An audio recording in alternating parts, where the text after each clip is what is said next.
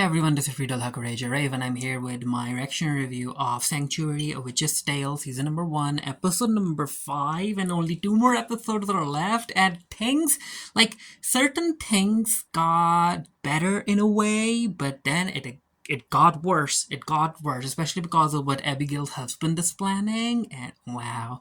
Even if the truth about Daniel's behavior came out.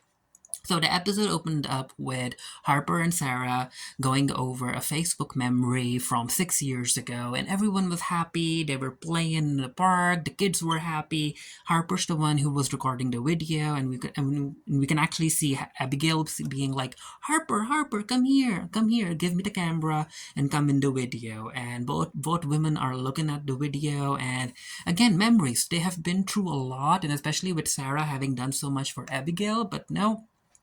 Abigail wanting revenge has messed things up. Abigail and Sarah close the laptop, and this is where Sarah ends up noticing one of the rocks on her windowsill, and I think it's supposed to be a sun rock, if I'm not wrong, because this entire episode is actually about Sarah wanting to do something, which I appreciated, because with everything that's been happening, Sarah has been being very, she's not really doing much, but now she's proactive. And in this entire episode, you actually get to see her trying to perform a clarity spell through sunstones. With what happened to Harper in the previous episode with the kids wanting to drown her, this is where we find out that now she survived, of course, and she was checked by the nurse, and the principal ends up calling Sarah to school, and Sarah rushes there, and Sarah's like, "Okay, Cheryl," because Cheryl's the principal, she's like, "Okay, Cheryl, what are we gonna do about this? Are we gonna be pressing charges?" And yada yada yada. It is a hate crime, right? And Cheryl's like, not necessarily. I wouldn't describe it as a hate crime, because people have been experiencing a whole lot of emotions because of the Daniel situation, and then Abigail basically telling the public that Julia's marriage was saved by witchcraft. So I would rather not consider this a hate crime, and yada yada. And it's clear that Cheryl's trying to ignore the problem, and Sarah isn't having it. And Sarah is like, "You know what, Cheryl? I'm out of here. As long as you're the principal of the school, Harper will not be attending." We get to see Izzy running to hug Harper, and she's like, "I'm so sorry I wasn't there to help." And Harper's like, "You know what? You couldn't have done anything anyway, but I appreciate you." And again, Izzy has been showing up throughout the season, and I'm like, why hasn't she done anything? As far as Izzy's character is concerned, I don't know nothing about her. She doesn't even have a character arc. Is she supposed to be a hidden witch? Who knows? Beatrice is still not apologetic about her actions, and I'm like, you literally could have killed Harper, Beatrice, but yeah, Beatrice doesn't give a damn. And we get to see Julia, and Julia is like, Sarah, I'll talk to Beatrice. Just please don't press any charges, especially with the LB situation and everything going on.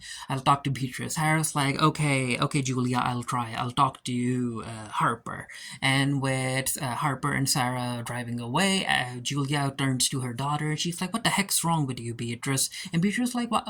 Me? What the heck is wrong with you? Why are you still believing Sarah?" And yada yada yada. And Julia's like, "Oh, Beatrice, I don't have time for this." And Beatrice's like, "Yeah, no wonder Dad was sleeping around with other women." And I'm like, ooh, it's not other women, Beatrice, it's Abigail. We get this scene where Abigail's husband ends up bringing Abigail breakfast in bed, and this kind of surprises and concerns Abigail, because she's like, "You haven't done that since our honeymoon." And he's like, "I'm just in the mood." And then he brings up LB and how Sarah ended up using magic to basically change his mind and everything. And yeah, you can tell he knows that Abigail was cheating on him with LB. LB walks into the police station, and he's like, "You need to arrest Sarah Fenn." And Maggie's like, "For what?" He's like, she put a spell on me without my consent. I don't remember giving her consent. I just remember that one day we went to Sarah's house. We never go to Sarah's house. And I just know that she did something to me, and I want her arrested. Then we get this entire scene where Abigail is over at Jake's house, and Jake's mom, Marianne, she's very concerned about Jake's health because he's not getting any better. And Marianne is like, "Hey, I still still have my fate. One thing for sure that I know is that witchcraft is evil. We should stay away from witchcraft and yada yada yada. And she goes to make something for Abigail, I guess. And Abigail sits down with Jake, and they talk about Daniel. And yeah, I think that Abigail, I guess she knew that Jake was in love with Daniel. And the scene ends with basically Jake insinuating that, hey, maybe I'm cursed. Maybe whatever's happening to me, my health deteriorating, maybe it's a curse by Sarah Finn. Maggie walks in to talk to Sarah, and she's like, Sarah, I have a question. Did you or did you not perform witchcraft on LB?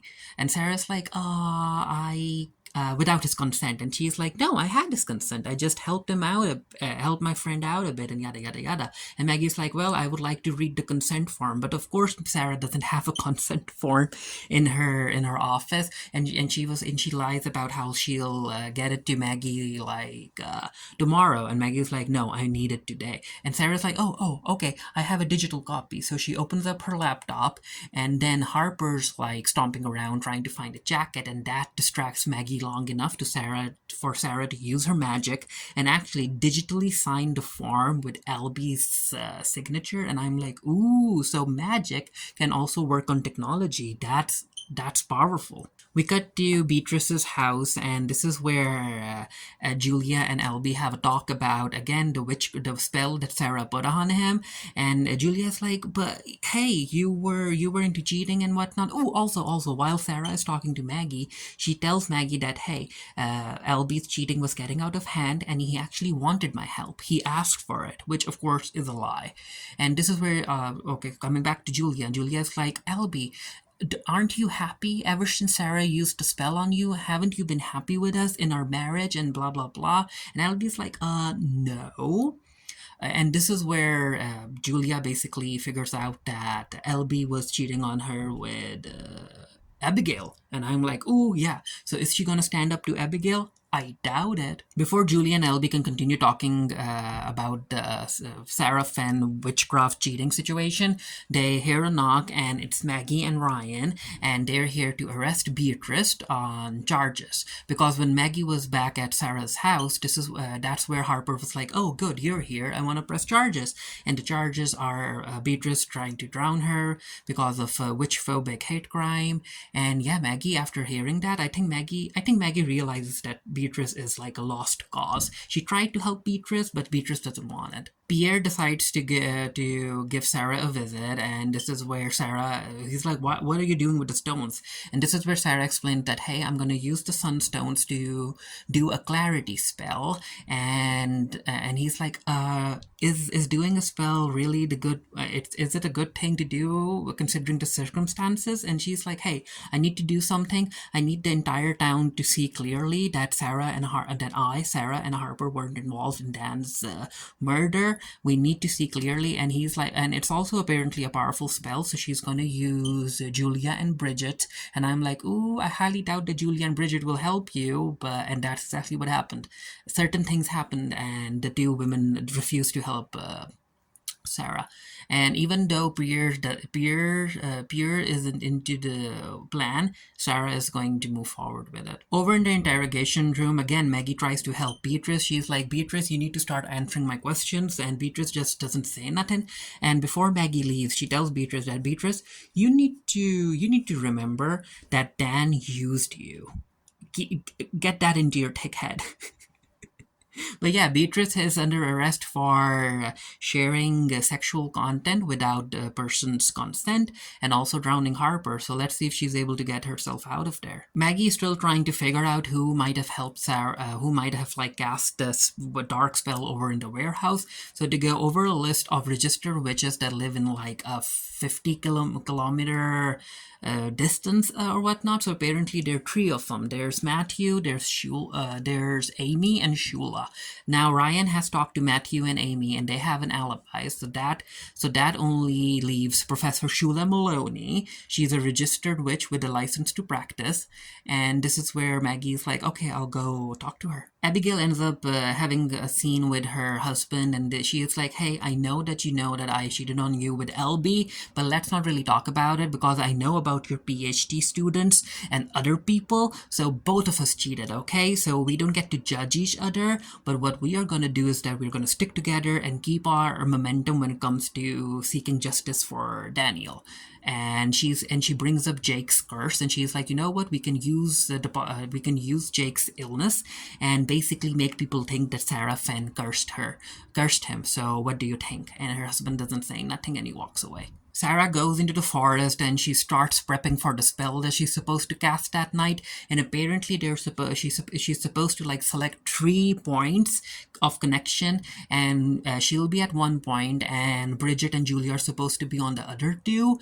And while that's happening, Abigail pays a visit to Jake, and she ends up giving one of Dan's scarves to Jake. And I'm like, ooh, I know what you're doing, Abigail, you sick, sick woman.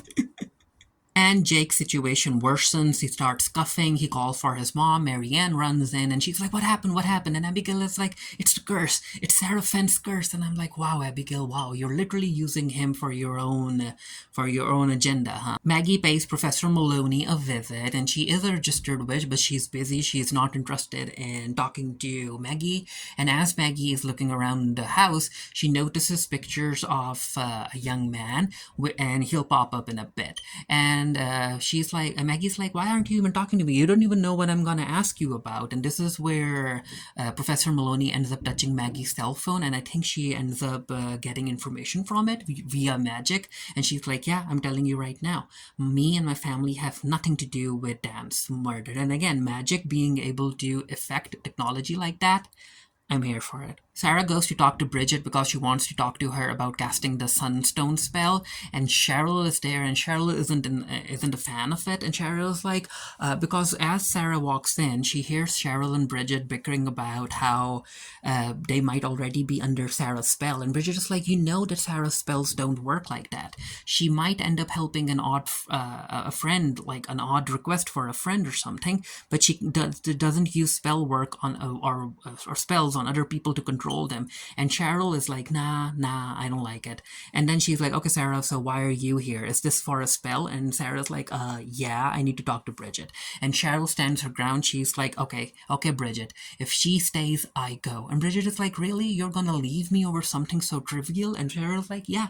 And she walks away. Sarah's like, "Bridget, okay, fine, you have your own domestic relationship problems, but I need your help. We need to do this." And Bridget is like, you know what? I think that Cheryl is right. I think I should take a few weeks away. I should stay a few weeks away from the coven, take a break." And Sarah's like, you can't get a break. Things are worse. They tried to kill Harper. And Bridget basically says no to Sarah. And I'm like, wow, Bridget, wow. Sarah goes to meet up with Julia. She's not here. LB opens the door, and as both of them are talking, this is where Julia walks in, because Sarah, and then they mention Beatrice being arrested, which Sarah doesn't know about. And Julia's like, you promised that you wouldn't press charges." And Sarah's like, "I just talked to Harper and I'll fix it. You have to trust me." And Julia's like, "No, I don't have the time." So yeah, she lost Bridget and she lost Julia. So she's like, okay, I guess I'll have to think of something. With Maggie on her way back, this is where, after Ryan tells her that there's some interesting development concerning the sex tape leak, on her way back, this is where she notices Mr. Young Maloney walking around with Harper, and she's like, okay, so there's definitely something happening here. Pierce ends up paying Sarah a visit, and he tries to calm her down, and she's like, no, things have changed. Julia isn't gonna help me because Beatrice has been arrested, and as far as Bridget is concerned, even though I think she's still my friend, but the way that she looked at me when she refused my request, something has changed. While Sarah and Pierre are talking, they hear a knock at the door and a whole lot of chanting, and they go out to investigate, and yeah, it's Marianne with a small group of people. She's holding a cross, and she's trying to cast a witchy dark magic out, and Sarah's like, what the heck is happening? And while Sarah is confronting Marianne, the cross falls to the ground, it breaks, and that angers Marianne, and she basically like slaps Sarah right on the face, and Pierre ends up getting involved to stop to stop Marianne from hurting Sarah, and Sarah ends up using a pacifier spell, and I'm like, why would you do that, Sarah? Why? In front of people who are recording you? And it's bad, it's just bad. And because the little girl screams that Sarah has cursed Marianne too, and then Ted comes in, and the situation, even though the people disperse, this is gonna come back to bite Sarah. Abigail is very happy because she ended up getting sent a video of Sarah performing magic on Marianne. She's like, yeah, we can use this. We can use this. And while that's happening, her husband is on the phone and he wants the hospital to give Jake a private bed. And he's like, you know what? I'm going to investigate the situation by myself. And thank you for the favor. And there also, Abigail gets a call from the school because they want her down at school because something important has showed up concerning the leaked tape, and her husband tries to stop her from going, but she's like, you know what, I'm going. I want to know. I want to know the truth. Maggie goes back to meet with Professor Maloney, and we get to see Professor Maloney opening a door, and this is her, I guess, room. Which and Maggie's like, okay, so are these religious books or magic? And Professor Maloney is like, it's both. It's both. Considering the work that I do, I'm kind of part of both. And Maggie's like, isn't that like illegal or stuff? And Professor is like, no, not necessarily. It's not illegal. Symbols aren't illegal. I think it's how people use them that makes it illegal. And while these two are talking, this is where Harper and young Maloney walk in. Oh, and also, Maggie, before Harper arrives, Maggie asks Professor Maloney about whether or not she cast the spell to help Harper, and Maloney is like, you know what, I would do anything for that girl to protect her, but again, I did not cast that spell to kill Daniel. Abigail and her husband are at the school. Cheryl is there. Ryan is there as well. And again, her husband tries to stop her from watching the video, but she's like, no, I want to watch the video. And she presses play, and yeah, it's Daniel assaulting Harper, while Harper is like basically unconscious, and she's actually telling Daniel to stop. And I'm like, yep, the truth finally came out. Harper ends up talking to Maggie about how she appreciates what Professor Maloney has done for her and all of that stuff. And again, I'm like, it feels weird that we're 5 episodes in and suddenly there's like a new character that gets introduced. It just feels weird to me. It just feels weird. We have like, it's not as if Harper has mentioned Professor Maloney before, right? But yeah, it's weird. Or if Sarah mentioned her or something. But anyway, these two talk about Daniel's case, and this is where Maggie is like, Harper, if you know about the other girls that Daniel assaulted, right? You know about them, and if you know about them, please let me know. But yeah, Harper doesn't. Harper tells her. So it turns out that Daniel was coaching the young women's girls football team, and I was like, oh no, so that happened. And Maggie basically tells the girls that with everything that Harper Fenn has been through, if any of the girls are in a similar situation, or if they know of someone in a similar situation, please don't hesitate to contact her, and yada yada yada. And while the girls don't say anything while Cheryl is there, as Maggie is walking away, two girls run towards Maggie to talk to her. Julia decides to go and talk to Beatrice. Beatrice is in jail, and she basically apologizes to Beatrice for not being a good mother, for not giving her time, and yada yada yada, and messing up their family and their marriage. And yeah, Beatrice is, she doesn't really say much. Pierre decides to go and visit Sarah, and he's like, okay, so Bridget and Julia aren't gonna help you, but you're still going through with the Sunstone spell. And Sarah's like, yeah, I'm gonna use your help. And Pierre's like, but you have always said that magic worked better. Your magic worked better when you were feeding off women's energy. And she's like, you know what? It doesn't matter. Your energy will be perfect. So you have to help me, Pierre. And Pierre's like, no, we don't have to do that, Sarah. We can get on a plane right now and just go away, you, me, and Harper, just go away. And Sarah's like, no, I'm not gonna leave Sanctuary, it's my home, so are you gonna help me or not? And Peter's like, no, I'm not gonna help you, I'm not comfortable doing this. And this is where Sarah's like, you know what, get out. get out. We get this scene where Abigail is like, yeah, after watching that video, we have to fight this. It's clear that Harper is the one who made him do it, and blah, blah, blah. And her husband is like, wake up, Abigail. You know the truth. You know the truth. You know what he did to the girls while coaching the girls for the ball team. And I was trying to keep it under wraps. And then the Harper situation, you're the one who basically made him into this. And Abigail's like, no, you don't get to put this on me, because he had his example of what a man is supposed to be was you. You're a monster. So, and he's like, yeah, fine. So if I'm a monster, then you're the one who ended up creating Jake into a monster, Daniel into a monster, huh? And then he decides to be very intimidating in front of Abigail, and Abigail backs off. And he looks at himself in the mirror. He kind of like shakes his head, and he tells Sarah that, because Sarah told him that, hey, you know what? I did create a monster, but that monster wasn't my son Daniel. It was you. Because of Sarah's magic, I use Sarah's magic to help push you, help motivate you, and help you keep on going. And in the process, you lost your humanity. And he's like, yeah, but you know what? You didn't create a monster. You created a god. And he walks away. Maggie comes back to the police station, and he's like, okay, so what the heck are you gonna do about Sarah Fenn? And she's like, what? And he's like, she cast a spell on my wife. Are you gonna do something about it? And Maggie's like, just leave me alone, Dad. So it's night time, and it's time for Sarah to cast a spell. And as she's casting the sunstone spell, one of her books opens, and the page flips, and of course it stops on the same page that has the symbol of the star that we saw over in the warehouse. And I'm like, what's happening? What's happening? Is her magic tainted somehow? Has she been not following the rules? Because again, she has been doing some stuff without consent, right? So maybe this is revenge.